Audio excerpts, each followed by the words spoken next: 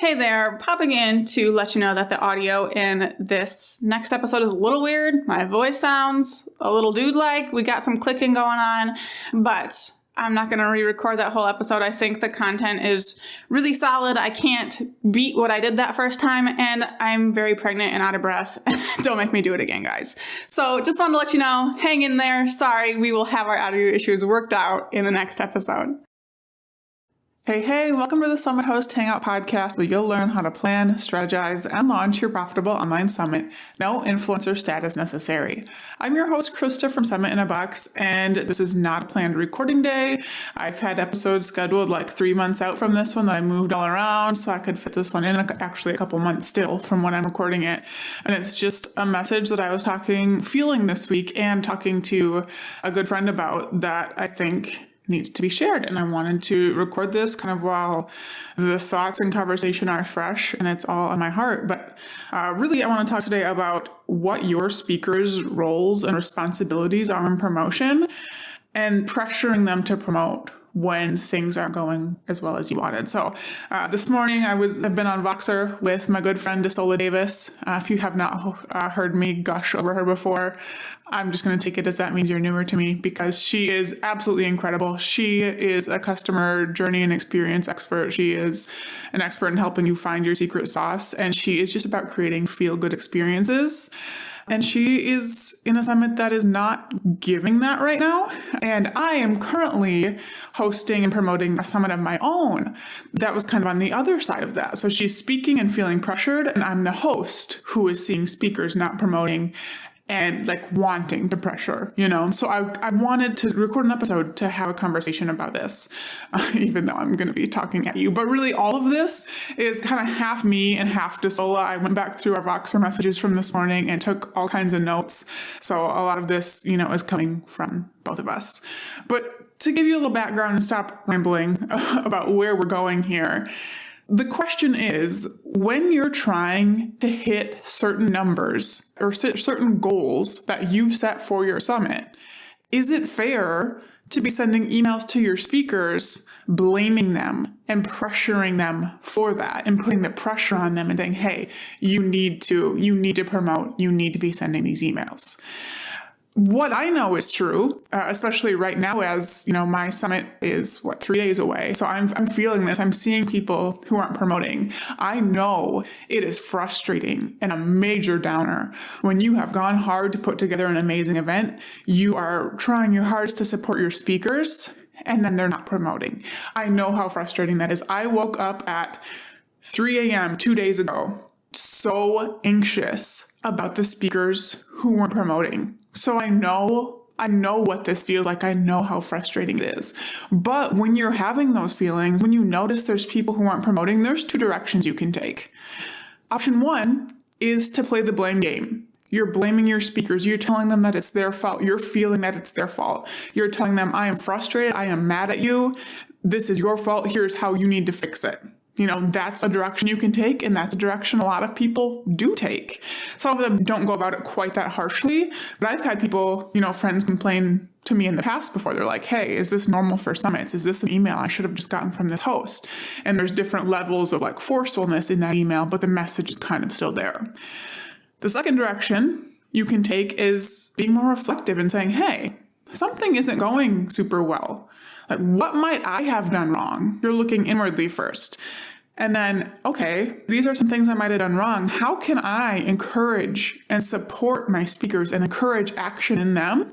And how can I take my own action to take control of this situation as much as I possibly can? That's the second route you can take. And obviously the one that Desola and myself think is the correct route to take here, right? But I see why people take that first route. There are so many summit experts out there who teach that first route. I was in a summit last year from one of the biggest names in virtual summits, and he went hard with the blame game. I got kicked out of his summit for not promoting on a specific day. So I know there are summit experts, I'm saying in air quotes out there, teaching that it is your speaker's fault if you're not hitting your goals, and you need to tell them and they need to be punished, if they're not doing what they're supposed to. So if you have had the mindset of this first direction before, give yourself some grace. if that's the message you've been hearing from other people. That's not what I'm about here, though, obviously, right? I think most of you guys know that. We're about feel-good experiences that benefit everybody, even if sometimes that means sacrificing for ourselves. So those are the two directions you can take. And the direction I'm kind of talking about right now is when you take the more blameful approach and put pressure on your speakers and blame the, lesser success you're seeing on them. And here's why I think it's not okay. A lot of this came from DeSola too, but you don't know what's going on in your speaker's world. Maybe someone had full intention of promoting and something came up in their personal life. You don't know. You also don't know their audience. Maybe their audience isn't going to respond super well to your summit, and they know that. So they're not going to be sending a whole bunch of email blasts to people who aren't going to respond well. You don't know their comfort level with promotion. I have a few friends who they make something new and they don't even want to email their list about it once. And that's their thing that they made. So if they're not comfortable promoting their own thing, why would they feel comfortable sending multiple emails about your thing? You don't know someone's comfort level with promotion. You also don't know how many summits they're in. There are so many summits happening right now, and especially if you are targeting an audience like course creators or service providers where, there's a group of kind of core speakers in those spaces who are getting pitched all the time. You don't know how many summits they're in. And if they email their audience for every single summit they're in, especially multiple times, they're not going to have an audience left because no one wants to be getting those emails from somebody all the time. So those are a few things I just want you to think about, kind of related to what's going on in the speaker's life, why it's not okay for you to put all the blame and pressure on them. I also want you to keep in mind that, yes, we set our summits up so that our speakers succeed or see some benefits, but you are always the one who will benefit the most. You are set way above and beyond everyone else. And yeah, you're putting in way more work, so that makes sense. That's how it should be. But keep that in mind when you're playing the blame game and getting frustrated for other people for not promoting as hard as you are. And this is especially true if you're launching something on the back end of your summit that your speakers aren't getting commission for. And I've seen this a lot. You host your summit, your speakers get commission for the All Access Pass, and then you go launch your signature product and they don't get commission for that. And I've done that myself, mostly because of how tech stuff worked out. But when you think about it, it's kind of not the coolest thing ever, especially if you're putting pressure on them to hit numbers for you so you can have this huge launch that they don't see any benefit from. You can't expect, and these are words from DeSola, you can't expect people to go super hard to support your dream, and especially when you don't know them. If you don't have a relationship for them, why would they go email their list multiple times so you can go have this big launch on the back end of your summit that they're not going to get commission for? It doesn't make sense for them to do that. So I want you to keep that in mind as well. You are the one set up to succeed for your summit. And I see this for myself too when I'm speaking in summits. Most of the time when I'm speaking in summits, I don't see a whole lot of return.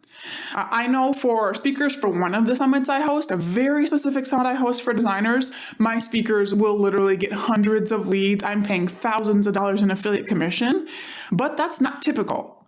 And I think if you are hosting an event where you're having trouble getting your speakers to promote, you're probably on the other side of that, where they're not seeing a whole lot of return, okay? And if you're not paying them, you need to have the right expectations. If they're going to promote and not get a ton of affiliate payouts, if they're not going to get a ton of leads through your summit, and they're not making money, what do you expect from them, right? Why would they go hard? So I want you to keep that in mind as well.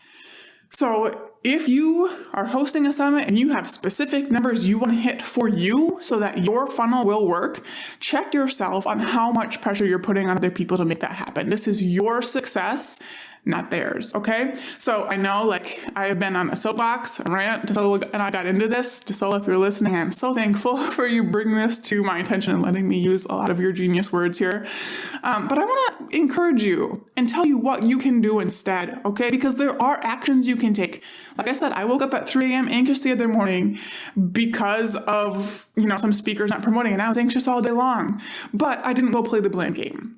There are some things I did that I will tell you about. So the first thing you need to do, especially when you're reaching out to your speakers about this, is take the you out of it. If you are not hitting your numbers, your speakers don't need to know that, okay? That is not relevant information for them.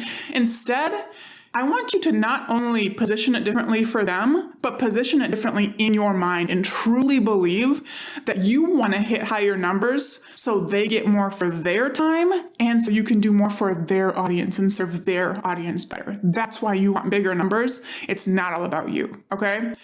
Another action you can take. Schedule collaboration opportunities with people with a larger audience. And this is something, if you're listening to this, you're in like the middle of promotion and speakers are promoting, it's probably a little too late.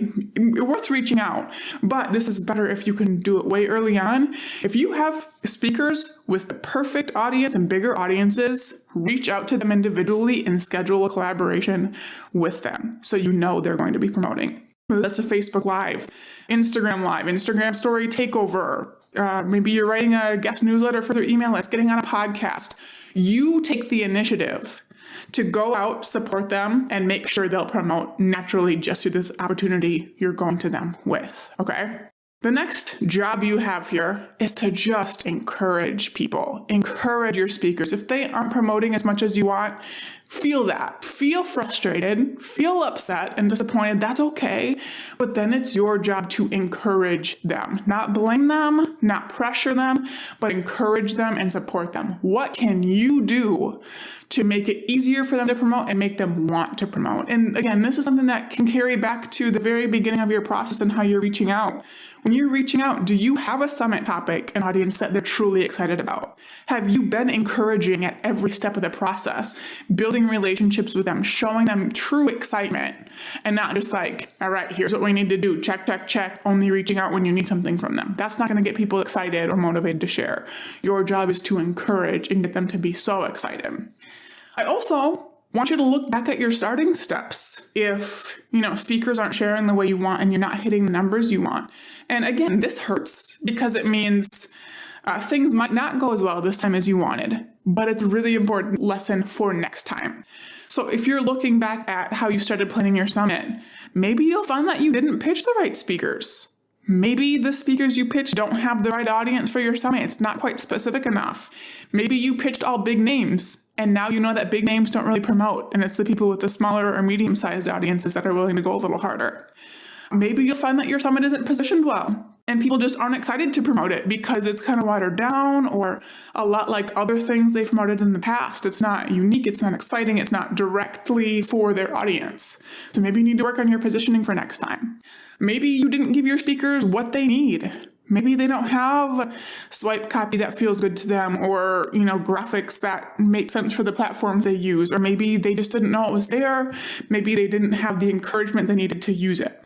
And overall, maybe they're just not feeling excited and encouraged to be a part of this event and want to promote it. And I know that hurts. I know it hurts to look back and be like, these people just aren't excited about this. I worked so hard and they're not feeling it. I know that sucks. But it's something you can take forward to next time. Sit right now and think, okay, is there anything I can do to save these last few days of promotion and change that? But if the answer is no, now you know that for next time, and not only your next summit, but anything else you do that you want other people's help promoting. And then one more thing to think about. If you pitched people who are in a ton of summits and do a ton of collaborations, you should never expect those people to do a whole lot of promotion. That's just how it works. If someone's in multiple summits per month, they are very likely not sending their audience an email for every single summit they're a part of. And would it be really nice if they responded to your pitch and were like, hey, I would love to be a part of this. Here's the deal though. I probably, I won't be sending an email about it. I'll promote on Instagram or something. Yeah, that would be super cool if they would give us that heads up so we can kind of decide what to do about it. A lot of them just don't know to do that. They don't know what it feels like as a host to see people who aren't promoting, so they don't even think to do that. So if you're pitching people who are in a ton of summits, they're just not very likely to promote. So keep that in mind as well. I also just want you to think about, again, I've kind of mentioned this, but just take ownership of this. This is your event and it's your responsibility, not your speakers. So when you are feeling these things, like I said, look at yourself and what you could have done differently and what action you can take rather than putting it all on your speakers. And then look at how you can maximize the experience with the time you have left to promote. So I'll give you an example of the things I've done since I think it was Wednesday when I woke up feeling all stressed out. So I could have written this quick email to my speakers, been like, hey, And, the funny thing is I am hitting my numbers. I am hitting my goals. I was just frustrated that there are some speakers going really hard and emailing their lists and promoting on social media and doing all these extra things. And then there are people who are just not. And my anger, I guess, comes from comparing those two and thinking, how is it fair that this person's going so hard and this other person who is doing nothing is going to benefit from that? Like, that upsets me. That's the part that makes me upset. So, my mind might be in a little bit different place here, but that's because I've trained myself to think this way and not play the blame game. So what did I do when I woke up frustrated? So the first thing I did was I emailed all my speakers that morning, and it was not an email just about promotion. There was no blaming involved. I positioned it more as an update email because I did have one more update email I needed to send them.